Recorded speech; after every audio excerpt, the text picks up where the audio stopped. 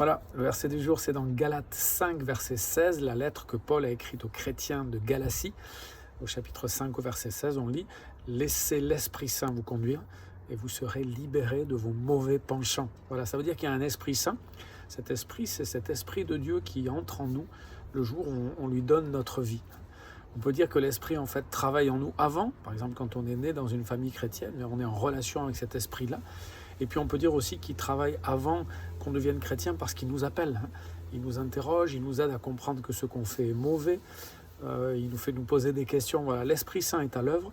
Mais quand on accueille Dieu dans notre vie, quand on lui dit oui, c'est comme si on se mariait avec quelqu'un, eh bien l'Esprit Saint habite en nous.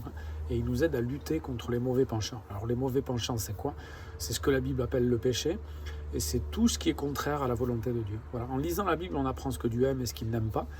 Et puis du coup, on apprend à résister à ces mauvais penchants. Et finalement, le chrétien, c'est pas celui qui fait tout bien, mais c'est celui qui est aidé par l'Esprit pour être libéré de ces mauvais penchants. Ça veut dire que déjà, on sait ce qui est bon ou ce qui est mal. En tout cas, on arrive à peu près à le savoir. Et on arrive à peu près à le faire. Alors, il n'y a pas que les chrétiens qui font de bonnes choses, mais les chrétiens vont faire les bonnes choses correctement. C'est-à-dire, c'est ce que Dieu veut. Donc, ce qui semble bon aux yeux des êtres humains n'est pas toujours bon aux yeux de Dieu. Et non seulement c'est ce qui est bon aux yeux de Dieu, mais c'est dans la bonne motivation. On le fait pour lui. On ne le fait pas pour être glorifié par les hommes, pour être reconnu, admiré, ni même pour avoir un retour, même si on espère toujours que les hommes vont nous aimer parce qu'on les aime. Mais on le fait en fait pour Dieu.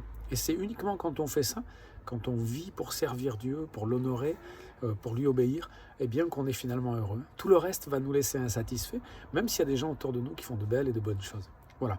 Laissez l'Esprit Saint vous conduire. Ça veut dire que finalement, l'Esprit est là, mais est-ce qu'on le laisse agir dans notre vie? Est-ce qu'on le laisse travailler? L'Esprit va souvent nous dire ce qui ne va pas. Est-ce qu'on l'entend ou est-ce qu'on veut le faire taire et l'étouffer? Que Dieu nous aide à laisser l'Esprit Saint travailler pour lutter contre nos mauvais penchants et pour être libérés de ces mauvais penchants. On sera libéré complètement qu'à la fin des temps, au retour de Christ. Mais dès aujourd'hui, ce combat a commencé et on peut petit à petit, des fois par des grandes victoires et puis des fois plein de petites victoires, être libéré de ces mauvais penchants.